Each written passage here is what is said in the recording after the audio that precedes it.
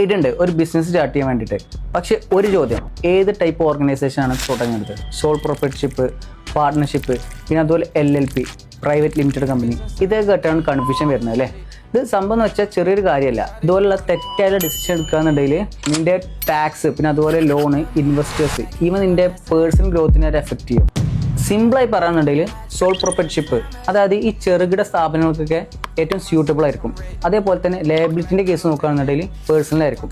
പിന്നെ അതുപോലെ പാർട്ട്ണർഷിപ്പ് എന്ന് പറഞ്ഞാൽ അതായത് 2 or more പേഴ്സൺസ്, നിങ്ങൾ സ്കൂളിലൊക്കെ പഠിച്ചിട്ടുണ്ടാവും. ഇത് ഫ്രണ്ട്സൊക്കെ കൂടി ചേർന്ന് നടത്തുകയാണെന്നുണ്ടെങ്കിൽ ഏറ്റവും സിമ്പിളായിരിക്കും. ബട്ട് ട്രസ്റ്റ് എന്നുള്ളൊരു ഫാക്ടർ ഉണ്ട്, അതിനെ നിങ്ങൾ കൂടുതൽ കൺസിഡറേഷൻ ചെയ്യേണ്ടി വരും. ദെൻ LLP നോക്കുകയാണെന്നുണ്ടെങ്കിൽ ഫ്ലെക്സിബിൾ ആണ്, അതേപോലെ തന്നെ ലിമിറ്റഡ് ലയബിലിറ്റി കൂടിയാണ്. പിന്നെ the last one, private limited company. This is one of the most powerful എന്നുള്ള ഞാൻ പറയാം.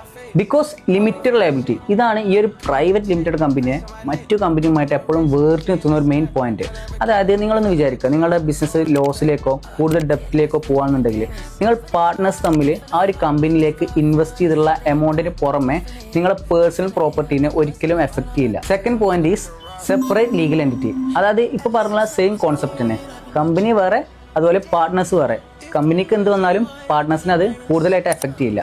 ദെൻ ഇൻവെസ്റ്റർ ഫ്രണ്ട്ലി ആണ്. അതായത് ഈ ഒരു കമ്പനി തുടങ്ങാൻ വേണ്ടിയിട്ട് നിങ്ങൾക്ക് ഫൈനാൻസിനൊക്കെ ബാങ്കുകളിൽ നിന്ന് തന്നെ കുറേ വഴികളുണ്ട്.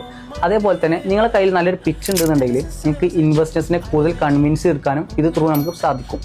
ദെൻ പെർപ്പച്വൽ സക്സഷൻ, അതായത് നമ്മൾ ഓണർ ചേഞ്ച് ആവുകയോ അല്ലെങ്കിൽ മരണപ്പെടുകയോ ചെയ്താലും നമ്മുടെ ഈ ഒരു കമ്പനി അവിടെ നിൽക്കുന്നില്ല, അത് എക്സിസ്റ്റ് ആയിരിക്കും. ദെൻ ഗ്ലോബൽ റെക്കഗ്നേഷൻ, അതായത് എക്സാമ്പിൾ പറയുകയാണെന്നുണ്ടെങ്കിൽ ഗൂഗിള്, ഫേസ്ബുക്ക്, ദെൻ V-Guard, അതുപോലെ തന്നെ ക്രെഡിബിലിറ്റി ആൻഡ് ട്രസ്റ്റ്.